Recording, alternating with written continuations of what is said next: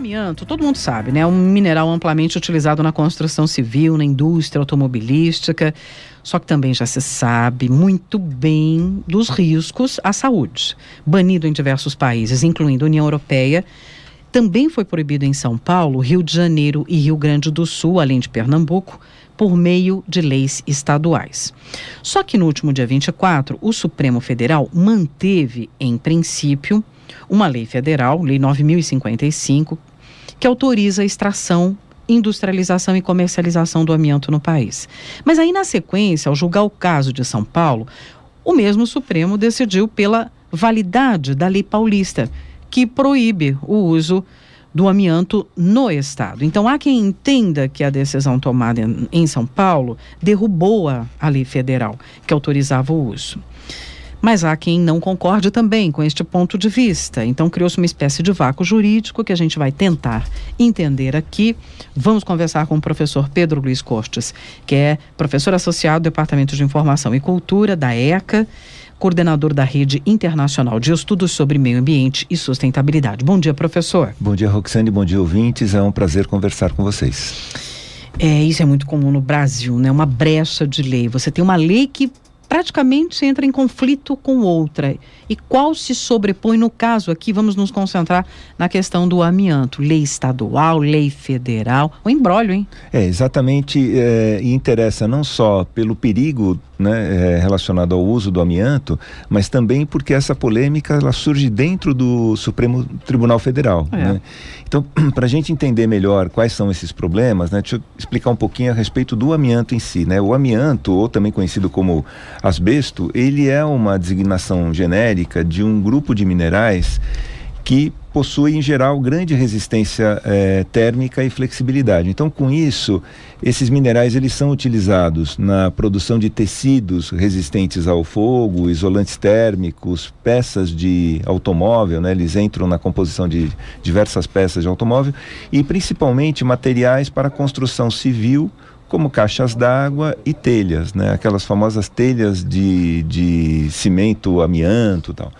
A exposição a esses minerais, ela pode levar ao desenvolvimento de câncer e outras patologias. Então, fazendo uma pesquisa rápida, né, na base de periódicos científicos Scopus, verifica-se a existência de mais de 20 mil artigos científicos sobre o asbesto. Nossa.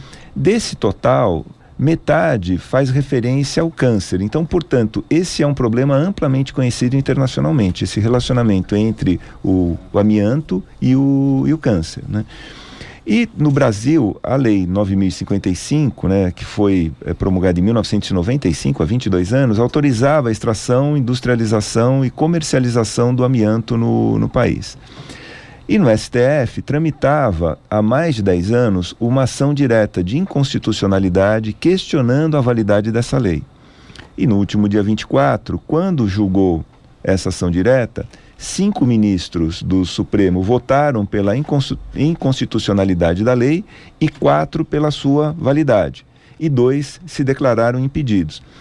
Como não foi atingida a maioria necessária de 6 votos, ou seja, faltou um voto, não foi declarada essa inconstitucionalidade da lei. Ou seja, em princípio, a lei continuaria valendo. Mas na mesma sessão, o plenário do STF decidiu por 8-2 que o Estado de São Paulo poderia impedir a extração e o uso do amianto aqui no Estado. As leis ainda do Estado do Rio de Janeiro, Rio Grande do Sul e Pernambuco serão avaliadas pelo Supremo. Então, por enquanto, só foi avaliada a lei aqui do Estado de São Paulo. E após o julgamento, né, da Lei Paulista, a ministra Carmen Lúcia, que é a presidente do Supremo, esclareceu que a decisão tomada em relação à Lei Paulista acabou por derrubar a regulamentação do uso do amianto em todo o território nacional. Em resumo, o artigo da Lei Nacional que regulamentava a exploração do amianto não teria mais validade, segundo a assessoria da ministra Carmen Lúcia. Bom, em princípio, a situação estaria resolvida. Só que não, né? Mas há divergências entre os ministros, né? Enquanto Dias Toffoli e Celso de Mello dizem que o amianto está proibido em todo o país, o ministro Alexandre de Moraes considera que a proibição só é válida para São Paulo. Então é importante lembrar que ainda cabem os chamados embargos de declaração, que é o recurso utilizado para solucionar, né, para solicitar esclarecimentos sobre o entendimento do plenário. Então, eu acredito que esse vácuo jurídico, né, se entre os ministros ainda não há um consenso sobre a validade ou não da lei federal, em função dessa análise que foi feita da lei paulista, eu acredito que durante o julgamento das leis dos estados do Rio de Janeiro, Rio Grande do Sul e Pernambuco, essa questão seja retomada e esclarecida, né? Então, no momento, né, a gente vive aí uma situação, uma espécie de vácuo jurídico nos estados que não regulamentaram a questão. Aqueles estados que proíbem, em princípio, isso está valendo. Então, a proibição se mantém e, né, para o estado de São Paulo, isso já é questão resolvida.